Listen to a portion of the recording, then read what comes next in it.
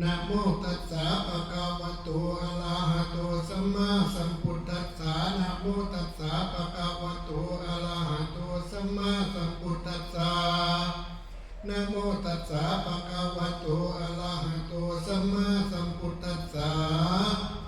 พุทธังสิทธิพุทธกังนำออกบ่อเย็นดีออกมาแต่ปากราชสีห์โตพันเบลออกมาแต่ปากสางแก้วกุญจโรจยถาภูลังกายันเต็มดีดังเก่าองค์สิทธิสหงส์ธรรมังสิทธิพุทธกังนำออกบ่อเย็นมาออกจากปากหน้าข้าโตแก่ออกจากปากแม่แต่แก้วตัวอยู่จอมเขาเป็นเราหลวงอโปเปลเป็นองค์สิทธิสหงส์สังฆังสิทธิอุตตะกังนำออกบ่อซึมไส้ออกมาหลายเดือนแลจงก้อยเลี้ยงพ่อแม่และลุงตาจงก้อยเลี้ยงท่าสีท่าสาและก้อยกาจงก้อยเลี้ยงสร้างมาและงัวป่วยอย่าได้บกเป็นหาดอย่าได้ขาดเกินเป็นว่างสัพพะกาลังนาขียันตีก่อยังเต็มดีดังเก่าองค์สิทธิสหงส์องค์สะซึนนำไหลลื่นล้นเหนือแบ่งตรณีมาแต่อาโนมาสานาที่นำก็ไหลกอดเกี่ยวเมื่อบัวปาวุตีคุ้มค่าไหลมาสีสวยไหลป่าดงร้อน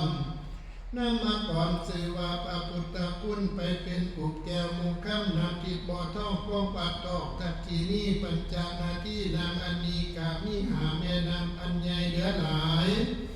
สื่อว่าอาโนมาคงค่าญาโมนาอาเจรปดีมาอิสาสาราผู้อากอดแก้วแก้มคำเดียระดับยาตัวปืนซึ่งใส่งามอันใดหลามมาด้วยมวยอีแข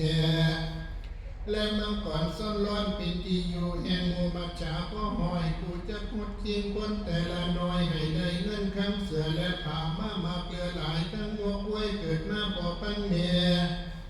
จงคอยแต่ไปหอดกิดป่าหอมหนใดให้ได้ดังคันกะนิ่งสัพพะโลกาลังอับโยวีนาอุปัสสหายวาอมสมปอยกูบวาสมปอยกูสิวาสมสาลากูจะซบใจสร้างก่อหันหน้าเต่าขึ้นกูจะซบใจคนก่อยานกูจะซบใจผีก่อพายกูจะซบใจม้วนดำและย่าแปด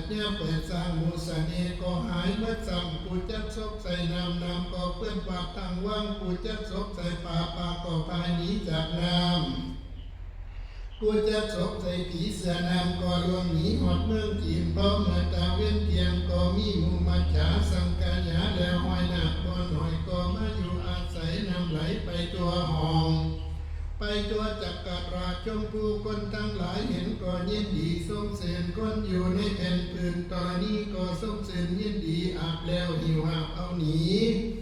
นำอันนี้บ่ออ่อนบกเป็นหาดนำอันนี้บ่ออ่อนขาดแห่งได้จักย้ำดูใส่งามเป็นวิเศษกูจะหมดสมเกียรติปัญญาอินทากูจะหมดเท่าปัญญาเสนาและอำมาตย์ใจสลัดและองอาจสู่สงครามให้เขาขำปองพังปุ้นเปรียบดังชาวมโหสถผู้ปรากฏโดยปัญญาเป็นอำนาจน้ำอันนี้บ่แม่นน้ำสาบน้ำได้น้ำอันนี้ก็หากได้มาแต่ปูพระเจ้าฤาษีกูจะหมดจริงคนและให้ได้เงินคำเสือและป่ามากเหลือหลายทั้งวัวควายเกิดมาป่อปั้นเมียจงค่อยแต่ไปหอดกิบป่าห้องหนใดให้ได้ดังคำกะนิ่งสัพพะโลกาลังับสัพพะปายาลังับสัพพะอันตรายาลังับโยวีนาอุบัติสหายวาองสมปอยกูบวาสมปอยกูจักว่าสมสาดีกีกูจักซบใจสร้างก็เกิดเป็นสร้างเปลือกและไพ่วันกูจักซบใจมาก็เป็นมาภาละหกกูจักซบใจกล้วยก็เกิดมาเป็นกล้วยเต้าแก้วกูจักซบใจไม้ก็เกิดมาเป็นต้นเปล่าและลำตาลกูจะศพใส่สาวก็เข้ามาสู่กูจะศพใส่สู่ก็เข้ามาหาองค์พุทโธมาหาพุทโธกูจะศพใส่ปัญญาก็ได้ขึ้นนางแทนแก้วกูจะศพใส่สร้างก็เข้ามาแทนควรกูจะศพใส่สวนก็เต็มไปด้วยหมากไม้กูจะศพใส่เทียบตอนไทยก็มาให้พร องค์อินทามหาอินทาให้เจ้าลงมาเอานามพุทธพิเศษอานันเนกปุงเป็ดและผีของบอดีให้หายวัดเจียงให้เจ้าลงมาเลี้ยงปุงหมูปูก้นสารวันจิตใจจงให้แก่ทิ้งบางเพิ่นใส่หวานกันหนากูแก่กูสาเพิ่นใส่ยากันกูแก่กูสาเพิ่นใส่หุ่นปังห้อยกูแก่กูสากิ้งปองเหลืองเป็นปัญญาทายกูแก่กูสาก็ให้ขาดเป็นขี้กูแก่กูสาเห็นล่างหมาและควันเฮากูแก่กูสามีนกเข้าห้องกูเอาขวัญกูแก่กูสาของบ่พวดตกลงกลางบ้านกูแก่กูสา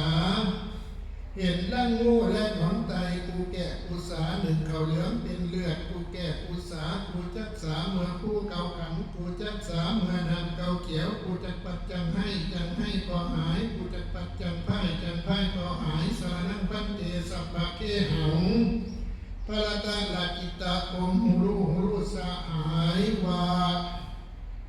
สัพพทุกสัพพโศกสัพพโลกสัพพไพ่สัพพเกาะเสนียดจันไล